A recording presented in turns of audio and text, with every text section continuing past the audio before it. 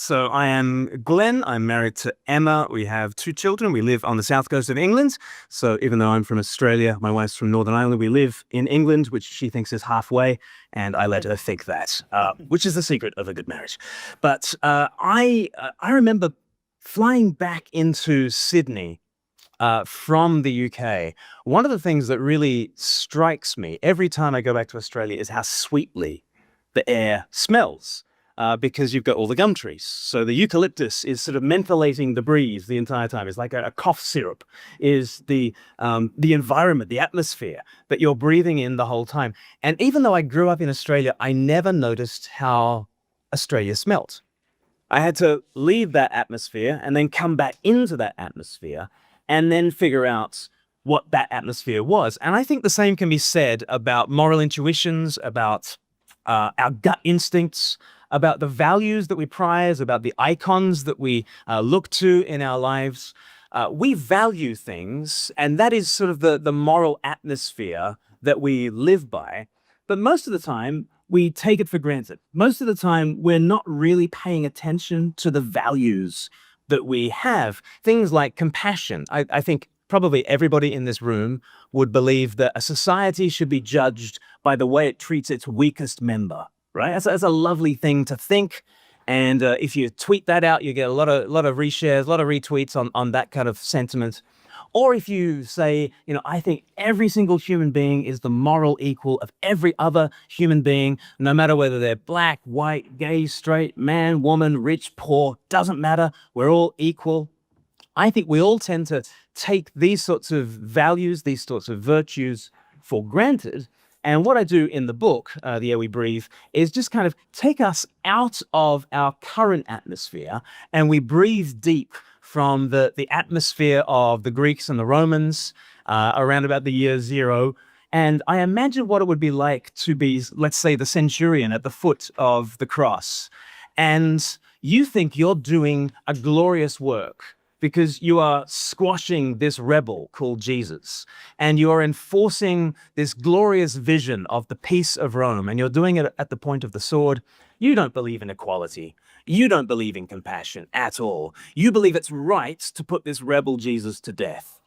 And yet 2,000 years later, we look back to the cross, and not only is the cross a religious symbol for us, it is a symbol of the exact opposite of what the Romans thought that it was. The Romans saw it as a symbol of dominance and of cruelty to those who would threaten the peace of Rome.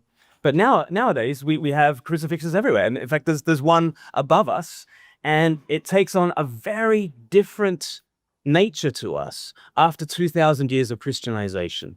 And I guess my thesis is just whether you've ever set foot inside a church or not, whether you've ever opened the Bible or not, I think your moral sensibilities have been shaped by that man on the cross, and they've been shaping you more than you might imagine, so much so that you now think it's obvious, it's natural, it's universal to believe in things like equality and compassion. I think if you trace those ideas back, you find Jesus at the other end of it. Brilliant. Thanks, Glenn. John, we'll turn to you now. Great to have you on the show. It's been a long time since we had you on. Unbelievable. Yes, it has. Yeah. So Glenn, they're talking about how essentially our moral values and virtues in the Western world in the current epoch, very much standing on the bones of 2,000 years of Christian teaching and Christian morality. I wonder, as the president of Atheism UK, where you may agree, where you may disagree. Okay. Well, you have phones these days, don't you? You can use YouTube, can't you? You've seen animals being compassionate, haven't you? You've even seen animals being compassionate across species. Have you seen that video of the swans feeding the fish?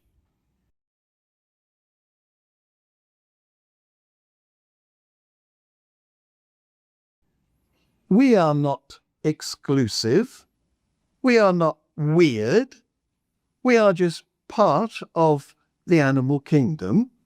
And because we're social animals, compassion is necessary.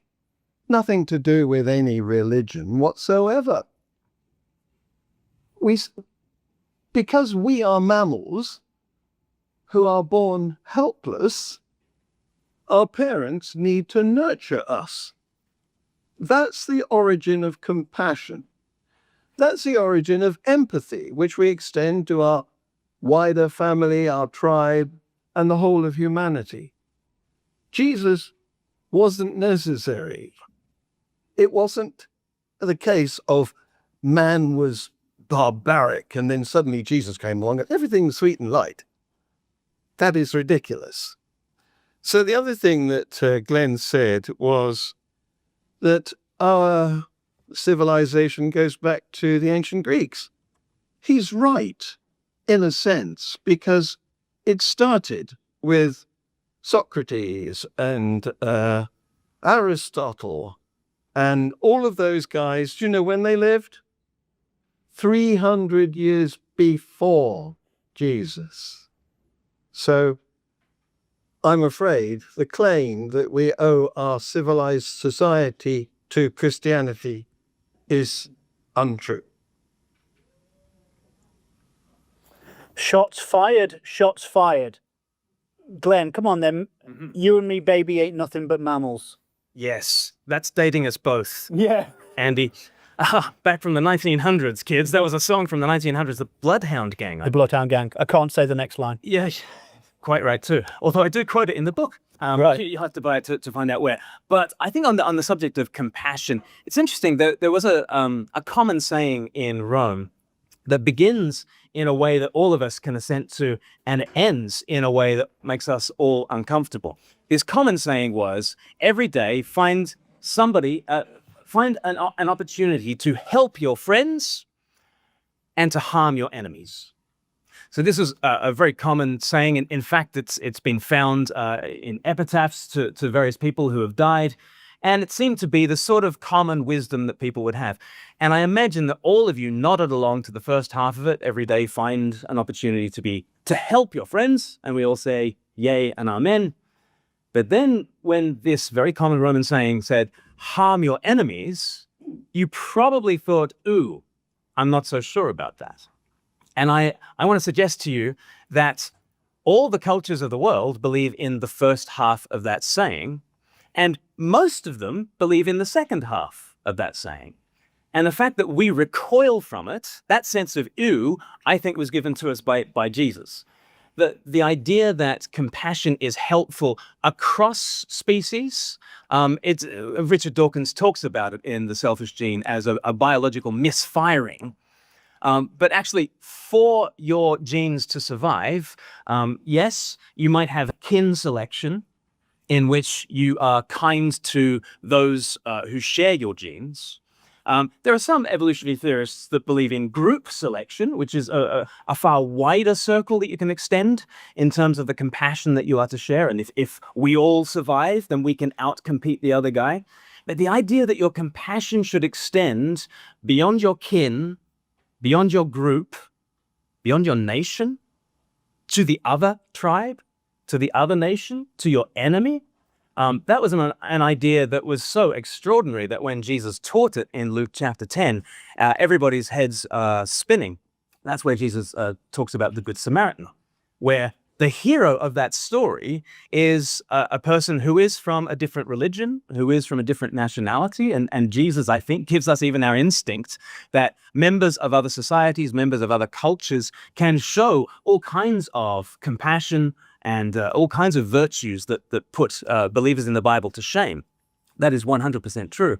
But Jesus' idea of extending the circle of compassion, not just to your kin, not just to your group, but even to your enemy, I think that is the kind of instinct that we tend to share now in the West, whether we are Christian or not.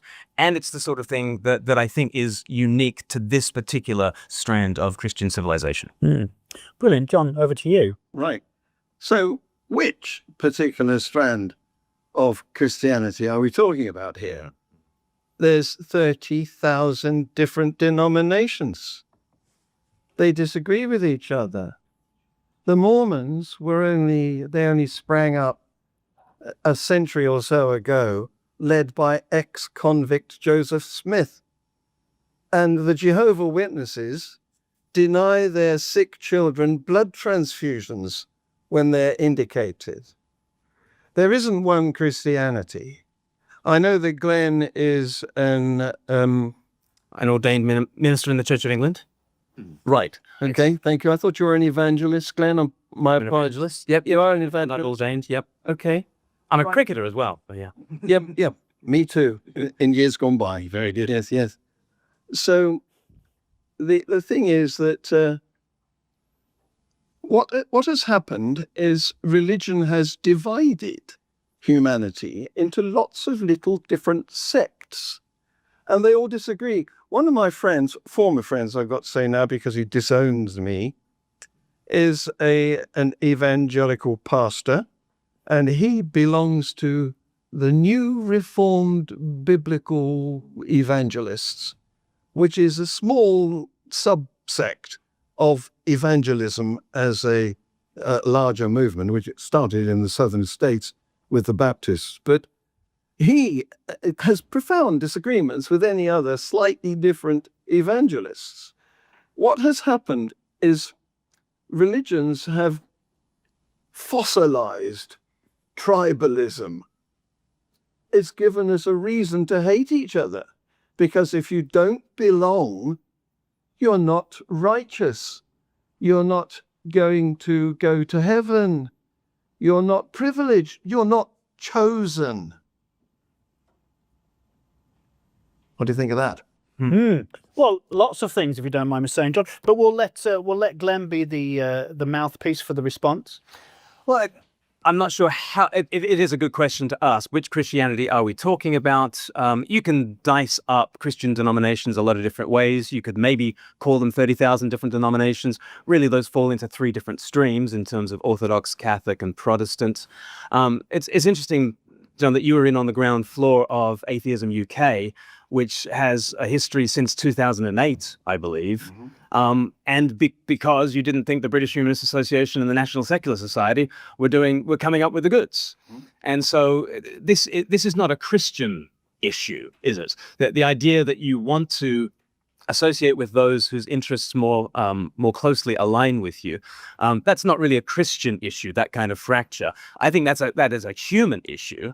But one of the remarkable things, I think, about all 30,000 of those denominations, and I don't think the Mormons or the Jehovah's Witnesses actually would qualify it in that particular set of denominations, but all of those 30,000 subscribe to the same creeds, subscribe to the Apostles' Creed, the Nicene Creed, which is an extraordinary level of actual unity across incredible diversity across the face of the planet. And I think Christianity is the most diverse sociological phenomenon that the world has ever seen, getting into all kinds of areas of life where actually there are some religions and there are some pockets of atheism where it is very geographically predictable where you would find, for instance, Hindus. It's very geographically predictable that you would find Hindus in India and in the diaspora from India. I think it's also quite geographically predictable where you would find a member of Atheism UK, right? Or a member of, In the UK. in the UK, that's true. 1 point for John. Yeah, that's true.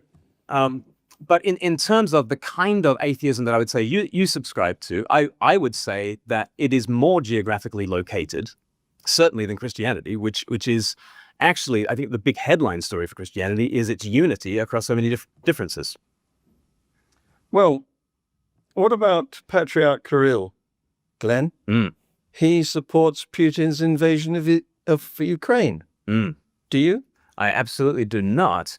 And I think he is condemned by the Christian tradition that largely has grown up in the Western Church. Obviously, he's a member of the Eastern Church, but it was Augustine that has given us our sense of just war theory.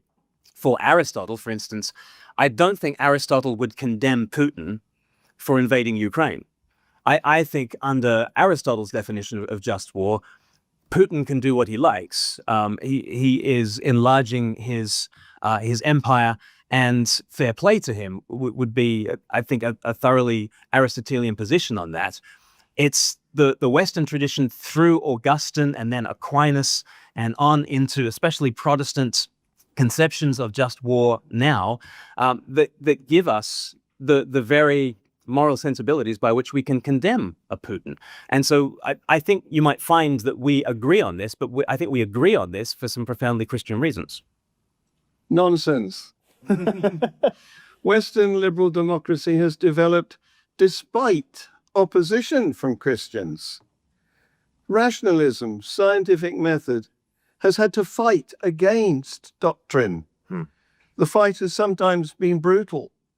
Giordano Bruno was burned alive for describing the solar system. That's not why he was burned alive. I don't agree with him being burned alive, but that is historically false. It was because of his theology. Well, there you go. It's because he didn't agree with the Pope. Galileo was imprisoned in his house. Darwinism still has to combat creationists. Unity? I don't think so. So why is the origins of the modern scientific method, for instance, or why are the origins of liberal democracies so very predictable in where they've come from? Why do they have a Western European pedigree to them? And one of the reasons why I'm a Christian is that I think that has been a move of the Spirit and not a move of the flesh. The Bible has a big doctrine about, the flesh is our natural capabilities and powers, and very much the Bible is saying to us that we are not to forward our ends by the flesh, but by the Spirit, by the gift of God that is undeserved. One of my fears about not having a spiritual understanding about the development of such things is that we start to privilege a whole bunch of old white men who have come up with things like the modern scientific method and liberal democracy. Whereas I think the spiritual understanding is it wasn't because of the ethnicity, it wasn't because of anything in the flesh of these people that they came to such an understanding, but it was a very particular worldview, it was a very particular theological understanding of the heavens and the earth, of humanity, of society, and how these things should run. That's why we get liberal democracy coming in Christian countries. That's why we get the scientific method that has been developed. The modern scientific method was developed by Christian natural philosophers at Christian universities for Christian reasons, operating according to Christian presuppositions. I think these points are proving my point for me. There's a couple of points there. And first of all revolutionary ideas must have a geographical origin. And if you look at the history of religions, you'll find they all started somewhere, and then they spread out like a bacterial colony on a culture plate and infected everywhere else if they could. And it depended on who's got the best story. And Christianity has a great narrative and is linked to the calendar. We're all embedded in the events which were stolen from previous cultures. Christmas, Easter, Michaelmas, they're all pinched from barbarous societies that preceded Christianity. But Glen has quoted the Bible. So I take it he thinks that the Bible is a reliable source of information. Is that so, Glen? When read according to the same standards that you'd read any document. If I'm reading history, I'm understanding it to be history. If I'm reading poetry, I'm understanding it to be poetry, etc., etc. Have you read the Bible? It's full of contradictions. It's full of fantasy. It's full of utterly preposterous notions, like resurrection, virgin birth. I mean, that's not a reliable source of information. Presumably, though, John, resurrection is ridiculous if there is no God. If the Christian story is true, then resurrection doesn't seem that hard for God. Well, there you are. This is a circular argument, isn't it? You're saying God exists, therefore God must exist. It's just, I think it's just taking the Christian story on its own merits. So the Bible is telling you a story in which there is a God, in which the world exists, in which his son, Jesus Christ, came to take on the burdens of this world, to take them down to the death they deserve and rise up again. Within that story, there's nothing at all preposterous.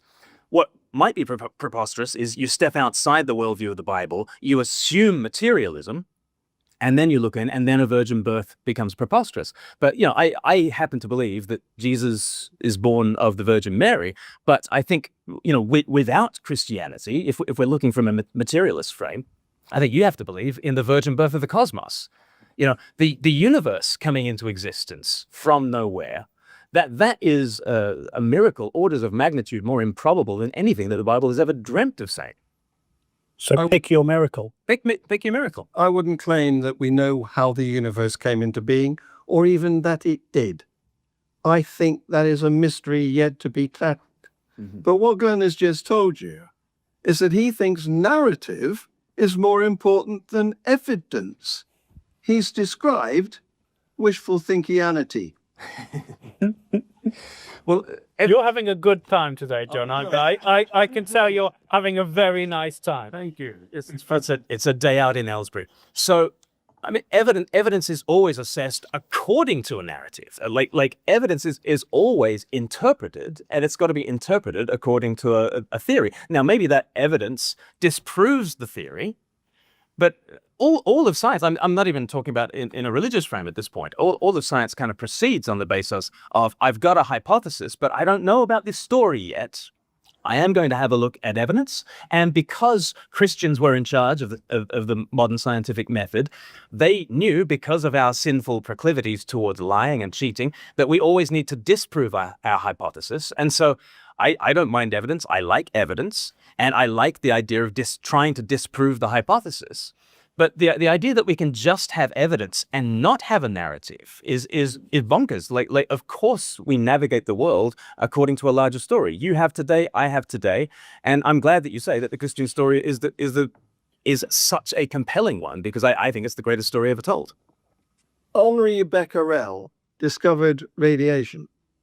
He discovered it because he put a piece of a rock, which turned out to contain some uranium, in a drawer in which there was also some photographic plates.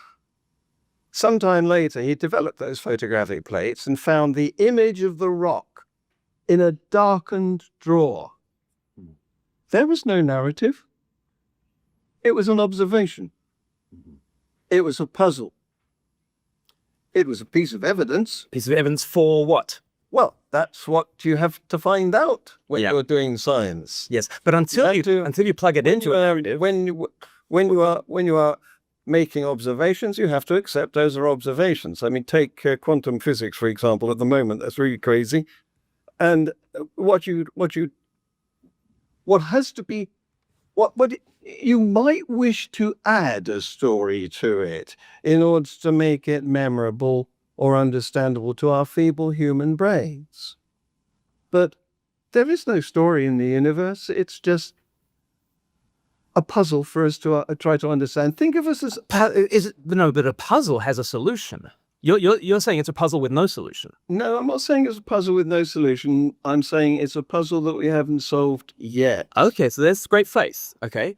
So that's great faith that the scientific enterprise is heading in a direction towards, who knows, some grand unified theory of everything, or it is heading towards meaning, it is heading towards truth, it is heading towards a coherent account of this world. That is a statement of faith. It's also a statement of faith to believe that we, little Homo sapiens, have the ability to puzzle out the mysteries of the cosmos. Why should this 3 pounds of grey matter have any purchase on the mysteries of the universe? And yet we're all living in this world, and we're all the kinds of creatures that can do science and who want to do science and who figure out that actually piecing together these pieces of evidence will lead to puzzling out a solution, because there is an end in mind. All these things are a profoundly Christian view of the world. And so no wonder science came into being in Christian societies for Christian reasons. You're having a nice time as well, aren't you? You're all having a day out. I think we're all having a lovely day out in Aylesbury. Over to you, John. It's hubristic to claim that Christianity is responsible for science. Yes, some early scientists were Christians because everybody was, and you got punished if you weren't. So you're just talking about the West there? Yes, I thought we are discussing Western foundations of Western democracy. That's exactly what we're doing. Yeah. And therefore it has emerged in a specific geography. Which, yeah, I said earlier that all ideas start somewhere. Yeah. Okay. I'm not denying that.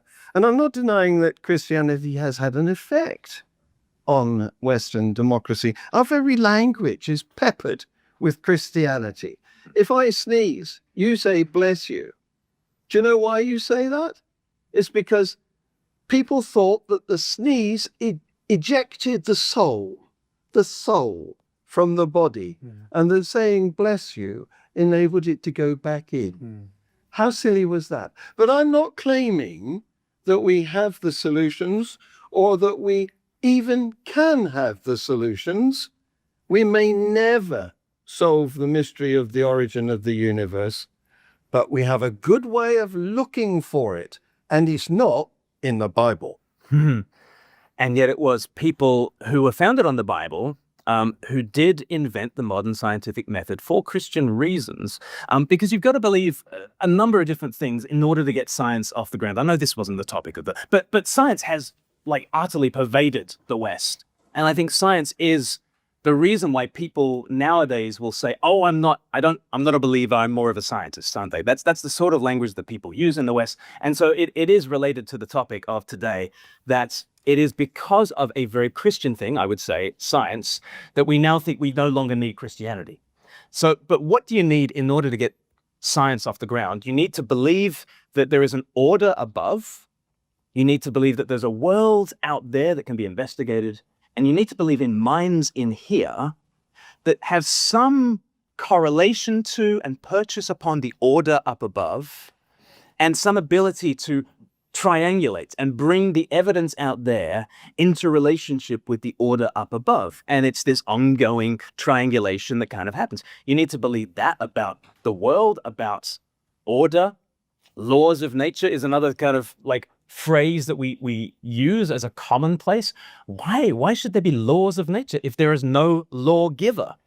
So science got off the ground for some profoundly Christian reasons. And I think we undercut science if we don't think that there is some solution to the puzzle. Like, why should you keep on doing your GCSEs and do physics? And John was a science teacher. Why should you keep on at this scientific enterprise if it's actually a puzzle with no solution?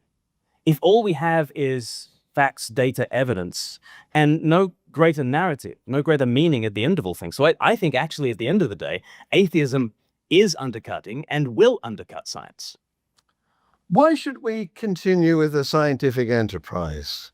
That's a very easy question to answer. I'd be dead if it wasn't for science. I've had open heart surgery, and I'm alive thanks to an artificial heart valve. There's several people, probably in this room, who are alive thanks to injections of insulin, a scientific discovery to combat diabetes. There's a semi-autonomous helicopter on Mars. Do you need any more reasons why we should continue with science? Why should our human intellect and technology be guided towards? So it could be guided towards all sorts of things. It could be guided towards simply to the military, couldn't it? But you've given an example, for instance, of open heart surgery. So it was Christians that invented hospitals the way we think of hospitals today. It's Christians who invented hospices the way we think of hospices today. It's Christians who invented charity in the way that we think of charity today. And so the impulse to use intelligence and science and technology towards such compassionate ends, I don't think that's a given. Our cleverness is wonderful, and all sorts of people can be clever, but we are using that science in order to attain some ends that are not given to us by science itself. So where do we get those values from? So we're not automatically doing things to harm our enemies, to quote what you were saying. Well, we are at the same time. We're all sorts of military, weaponry, and we're supercharging that, and we're in an arms race with AI, and we are also feeding that side of ourselves. But why aren't we only doing? Why aren't we just harming our enemies in that way? Yeah. Well, because of what I said earlier, we're animals. We have empathy. We have compassion. It's natural. That's what happens when evolution produces a helpless baby. It needs to be looked after. So evolution needs to evolve compassion as well. And as for, what did you say? There's a great power up above. Order above, or yeah. Whatever. Why isn't that great power up above doing these good things? Why did it give me a defective heart? Why does it make children be born with a cleft lip that requires surgery to correct, scientific surgery? What sort of a God, a benevolent God, would do that? One of the favorite Stephen Fry sayings I've got is that he was being interviewed and he said that if he was in the presence of God, the first thing he'd do is ask him the question, God, why? Why have you given power to this tiny creature to bore through a child's eye and blind it? That's not good. But So we're at the stage now. We're going to take some questions from you guys in just a couple of minutes. We've tapered to the place that most of these debates come to, which is the problem of suffering. And the problem of suffering is a problem for Christianity. For atheism, the problem is that we have a problem with suffering. So I'm just going to get both Glenn and John to speak about that, bringing it back to the idea of the foundation, the Christian foundations or not, of our Western world. can I go first? You, so yeah, John, by all means. Thank you. First of all, I'd like to clear up a misunderstanding. Although it ends in ism, which is the ending for words that have an ideology, atheism starts with the letter A, which is the letter that means without or not that. We don't have an ideology. We're not purveyors of our particular favorite values and principles.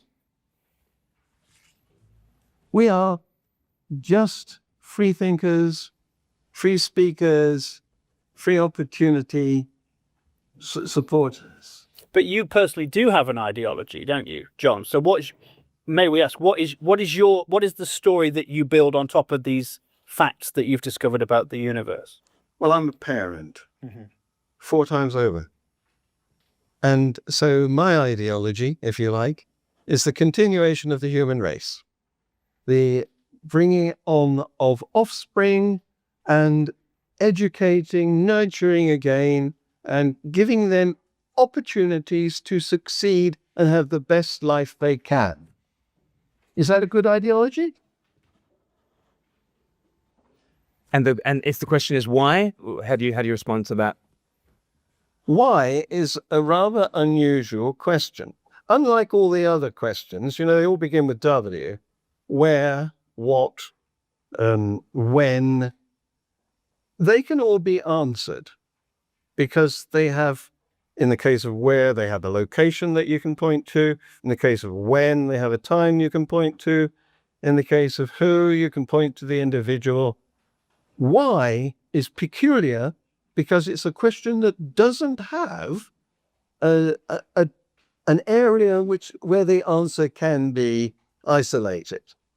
Why is not just a question, it's an assumption.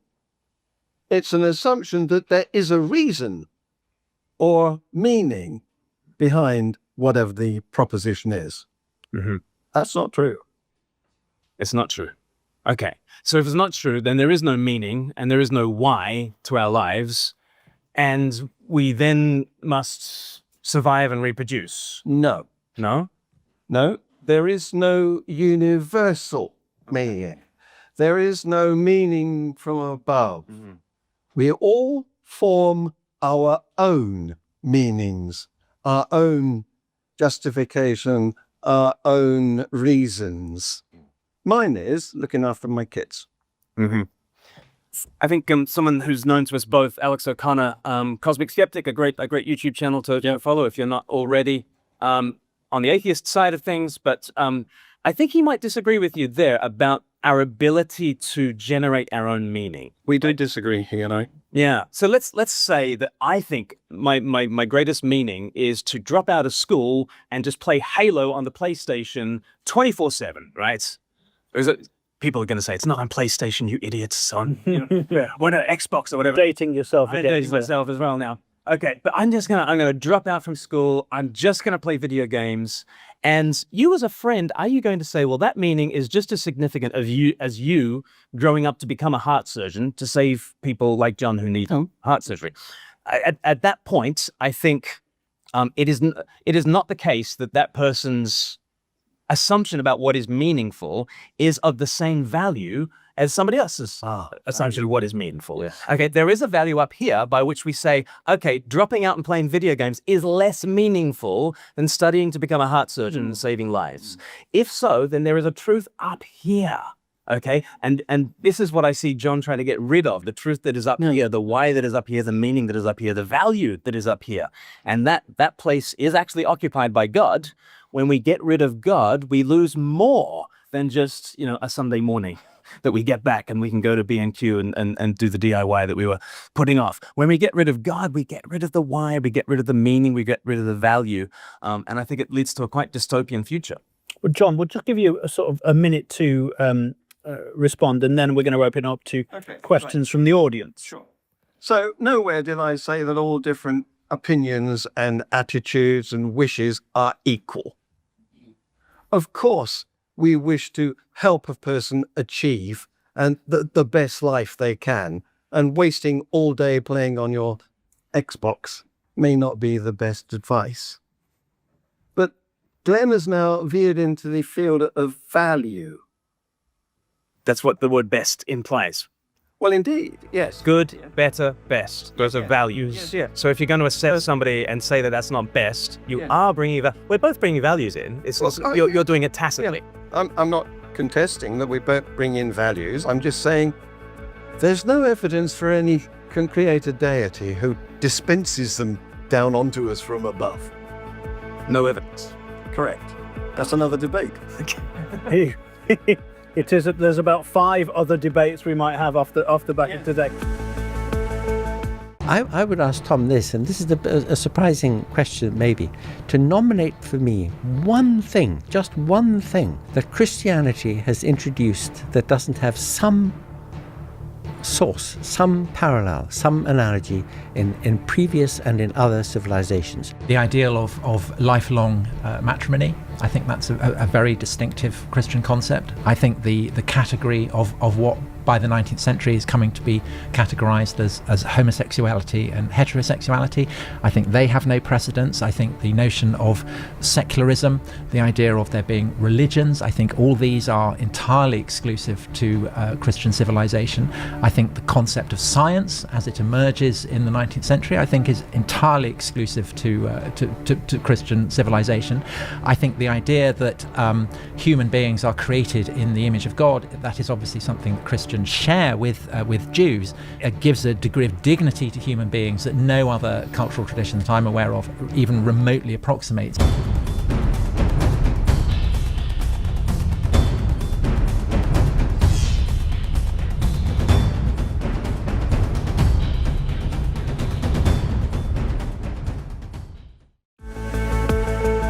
Thank you for both speaking so passionately and consistently from your worldviews. We're going to open it up now to questions from the audience. So first question for John. John, at what point in your life did you realize you were an atheist, and what encouraged that decision? What brought about that decision?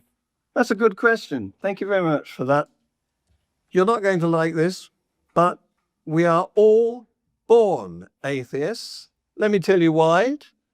It's because religions have a body of knowledge, a narrative, a scripture that has to be taught. And when we were born, we had no language. We learned to speak by about the age of 1. So no word-based information can be exchanged to us until after we're 1. And then we pick up whatever is going on in the culture around us, whether it is our family, our school, our society, our church. So I, luckily, never got indoctrinated. And I stayed the atheist that I was born. The feel-good story of the year, John. Can I be provocative and say I think that is quite a Christian response, in that I think a lot of, like, I don't think it would make sense to a Hindu in the 12th century to be told that their religion consists in a body of doctrine to be taught to them. I don't think it would make sense to a Jew to say that their religion consists in a set of creedal propositions that need to be taught to them. A male Jew is circumcised from the 8th day and is a member of that religion. So your understanding of what atheism is a kind of, it's not just Protestant, it's a certain kind of Protestantism that sort of decided against infant baptism and went in a certain hyper-Protestant direction. But it's a very culturally contingent, located Christian view of what a religion is that you're just saying, but you're saying it as an atheist. And I think that's yet more evidence that you and all of us have been far more Christianized than we imagined. Is that to do with the opt-in nature of Christianity? Right. Yes. So I think a more Anabaptist idea is that you wait until you understand the body of doctrine, and you opt in. And I do think modern kind of Western atheism is a kind of a hyper-Protestantism that gets rid of all kinds of things, including sacraments, including God. And what you're left with is a vision of religion that is actually not recognized by the majority of religions around the world. So what Glenn has been telling us is that some religions, perhaps even some branches of Christianity, feel it necessary to brand their baby boys by bodily mutilating them so that they know who they are and what they belong to from birth. Isn't that despicable? It is the very nature of humans to belong to families and to grow up from within families. Not bodily mutilation. I have left my children alone. Thank you very much. Well, I think that's a pretty appalling view of Judaism to say that they're involved in bodily mutilation. It's true. Okay. Let's have another question. Great question for you, Glenn. Would you not agree that Christianity is merely a tool for good behavior? It's a very good question. And I can see why that question gets asked, because if I say that sort of a lot of modern values have come from Christianity, you might think that the point of Christianity is to give us values. And I don't think that is the point of Christianity. I think that these values are the morals to a story. We've been talking about story throughout. The heart of Christianity is the story of God the Son, Jesus Christ, became God our brother at Christmas. He died on the cross to take all the ways that we fail at these values. And I fail at them every day. Everybody in this room fails at them every day. Jesus took on himself the death that deserves, rose up again, and gave us his Spirit so that we can be children of the same Heavenly Father and pass on the love of God to others. That's the story that a Christian inhabits. And then kind of Jesus said that it's a tree that produces fruit. And good behavior is like the fruit of that tree. And as I live into that story, as I experience more of the love of God, then I'm more able to pass on that love to others. And others might then point at me and say, oh, Glenn, you're displaying the virtue of compassion at this point. And I'll say, oh, am I? I just thought I was receiving God's love and passing it on. So actually the morality that I speak about quite a lot in the book is not the point of Christianity. It's actually the fruit of the story. And the story is of Jesus Christ, his coming, his dying, his rising again. That's the heart of Christianity. I can see John's ready to speak once again. Did anyone count the number of times Glenn said story in that little speech? Yeah. Story doesn't mean untruth. Did any of you notice him say evidence once? Here we are. Here's the evidence. This story has actually birthed the most most disruptive, the most inclusive, the most enduring sociological phenomenon the world has ever seen, the greatest revolution that this world has ever seen. So I believe that God has left footprints on this world in the 1st century, and that actually people walking in his way have left a heck of a lot of footprints on this world. Okay, so what he's now doing is mixing up vox populis fallacy with vox antiquitatum. Sorry, not vox, and the fallacy of antiquitatum, tradition. He's saying because a lot of people believe this stuff, and because it's gone on for a long time, many generations, it must be true. No, it mustn't. A lot of people believed the earth was flat. A lot of people believe the sun went round the earth. A lot of people believe iron ships would sink. All wrong. It's very hyper-Protestant of you to throw the past out like that. This is great. Let's have another question. Lovely question coming in now for you, John. You've sort of distinguished between evidence and story and science. But the question they're asking, surely science gives us a story, when it looks into the past and analyzes the past, that gives us a story of the past. There are some branches of science like geology and paleontology that are devoted to analyzing the past. Yes, of course. And you can have a history of science. It's all about the past. But what science does that religion doesn't is work at the cutting edge of now and look at the future. For which Christians give great thanks. We have given the world science, and we're very glad that the world is getting on with it. That's a claim. Oh, it's a historical claim. So the historical evidence for the origins of the modern scientific method being from Christian natural philosophers at Christian universities for Christian reasons, that evidence is there in the history books. You can be a history denier at that point on, but the evidence is in. It was a Christian contribution that was at the grassroots of modern science as we understand it. And Darwin's father was a Christian too. But history also reveals social attitudes. And at that time, 150 years ago, when science was beginning to gather speed, you couldn't really survive comfortably in a society without signing up to going to church and worshipping his Lord. And even today in America, you wouldn't be successful in running for public office, becoming a governor or a senator or a House of Representatives member or a president, if you didn't pretend to be a Christian. You got to pretend not to be a Christian. Nobody would vote for you. There's only, do you know how many Americans in the Senate? No, not the Senate, the whole kit and caboodle. Congress. Thank you very much. How many of them are atheists, declared atheists at the moment? 1. Is it 2? No, I thought it was 0. Oh, you thought it was 0? He's just passed on. Yeah, it may be 0. Recently it was 1, although he may have lost his seat in the recent election. Or may have had an experience of the Lord. Or may have got... Don't know, do you, at this point? Yes. We've got time for one more question. Question for you, Glenn. Take it, Glenn. Yeah, good luck with this one, Glenn.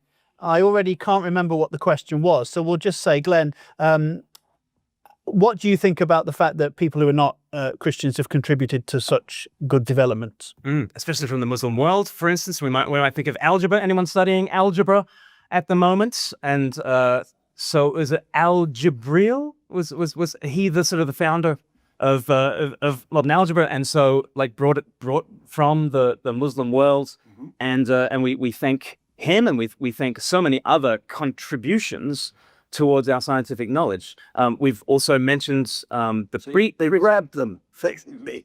They grabbed them. Well, there's been some grabbing done in history, that's true. But in pre-Christian history, we've already mentioned Plato, Aristotle, Socrates. That has been preserved into the Western tradition largely through monks kind of scribing out those documents. Christianity has not been against such learning.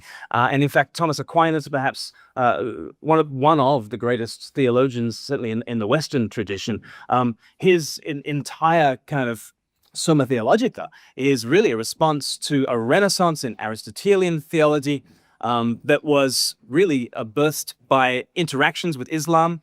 And so that has been a conversation that has been happening in the West. But I think what has predominated in the West is we have seen Plato, Aristotle, we have seen other influences that have made contributions to the West. We have seen those through some profoundly Christian spectacles, and that those profoundly Christian spectacles they've adjudicated for us. What is it that we take from this civilization? What is it that we take from this culture? Why do we like the first half of that Roman saying, help your friends? Why are we not like the second half of that saying, harm your enemies? So this is not the argument that West is best at all. And I think it's very important that I say that. Let me reiterate. Jesus said to celebrate the Good Samaritan. And the greatest example of compassion in all the Bible is from a person who is not a Christian, a person who is not a person of the book, from a different religion, from a different nationality. And so I think Christians should be absolutely full-throated in naming compassion wherever we see it, naming scientific developments wherever we see them. And that should be a thoroughly Christian thing to do as well. It's nice to have a fiery one from time to time, isn't it? Thank you to my guests, John Richards, President of Atheism UK, and to Glen Scrivener from Australia. That's all the time we've got for On Unbelievable. Join you next time. Bye-bye.